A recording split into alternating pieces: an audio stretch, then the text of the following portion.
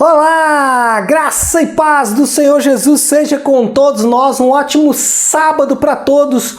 Hoje é dia 27 de fevereiro de 2021. Bom, hoje nesse sábado, como temos feito, nós vamos falar sobre a oração que o Senhor nos ensinou sobre o Pai Nosso. Nas primeiras semanas, nós procuramos introduzir o assunto mostrando que a oração do Pai Nosso, ela tem algumas sessões.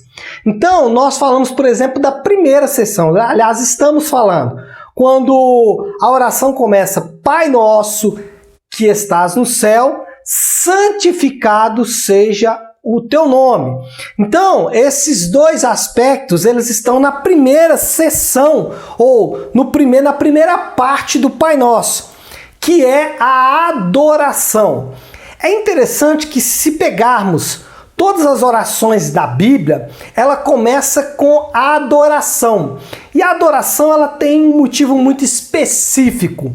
Ela declara para Deus, mas principalmente para mim e para você, quem é o nosso Deus. Ela deixa claro, a oração do Pai Nosso, a quem nós estamos nos dirigindo.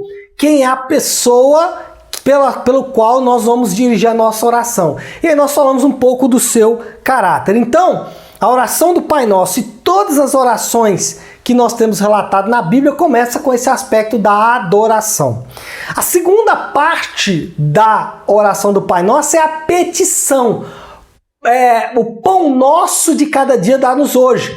Ou seja, nós podemos, durante a oração, fazer os nossos pedidos. Isso está dentro da oração do Pai Nosso e não é errado fazermos petições. Aliás, a Bíblia nos ordena a fazer petições. A Bíblia nos ordena a pedir coisas ao Senhor. Claro que, como o próprio texto bíblico diz, de acordo com a vontade de Deus. A terceira parte é a confissão de pecados. É o reconhecimento da nossa condição diante de Deus. Uma condição de necessidade, uma condição de insuficiência e de completa e absoluta dependência do Senhor.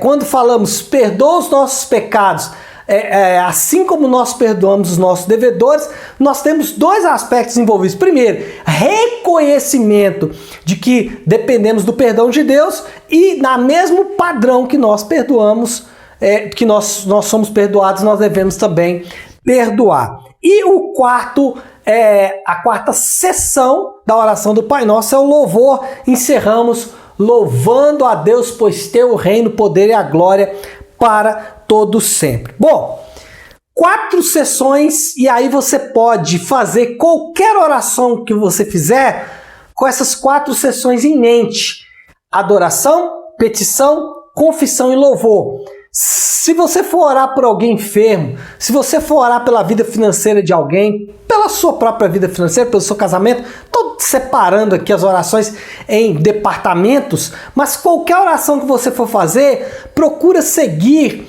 esse roteiro: adoração, petição, confissão e louvor. Confissão e petição pode ser invertido, não há problema, mas desde que eles estejam ali. É sempre importante começar adorando, porque é com base na nossa adoração que nós vamos confessar e pedir, e é importante terminar louvando, porque cremos que o Senhor já ouviu a nossa oração. Quando falamos essas coisas, é importante ressaltar alguns detalhes aqui, porque quando falamos desse aspecto, como é construído, desses aspectos, desses elementos, desses fatores que constituem a oração, alguém pode dizer: pastor, eu preciso ser um grande teólogo para orar?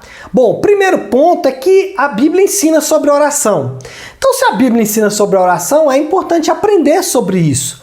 É importante ler sobre o assunto e é importante entender que existe uma teologia bíblica da oração. A oração, ela tem ensinos e princípios dentro das Escrituras que devem ser seguidos. Esse é o primeiro ponto. Ainda assim, você não precisa ser um teólogo para orar. Na verdade, às vezes as orações mais simples e as orações mais espontâneas, talvez são as orações que têm mais valor diante de Deus. Isso não exclui o fato de que nós podemos fazer orações elaboradas. É uma prática muito comum no passado, e aí não só no passado distante, como a igreja primitiva, por exemplo, ou a era medieval, mas até mesmo, século XVII, século XVIII, entre os puritanos, havia uma prática muito comum de se escrever as orações e elaborar teologicamente a oração. Muito lindo isso. Volto a dizer, você não precisa disso para orar, mas se você tiver a oportunidade, faça isso. E o terceiro ponto a ressaltar aqui é o fato de que a oração comunitária ela é sempre muito destacada no Novo Testamento, mais do que a oração individual. Existe uma tendência natural entre a sociedade pós-moderna de ressaltar o aspecto individual da oração. Nós ouvimos com muita frequência pessoas que eu respeito e que eu honro falando sobre o quarto, o secreto, em você fechar a porta do seu quarto e ir para o secreto com o Senhor. Mas assim, do ponto de vista bíblico, nós temos pouquíssima referência a esse tipo de oração. Não estou dizendo que não existe, que você não deve fazer. Por favor, existe, você deve fazer. Mas do ponto de vista bíblico, a oração comunitária feita na igreja, ela tem muito mais relevância do ponto de vista bíblico. Então, em grande medida, nós precisamos ressaltar e dar valor à oração comunitária, tá bom? Então é isso, pessoal. Um ótimo sábado para todos, um excelente final de semana. Fiquem com Deus e Deus abençoe.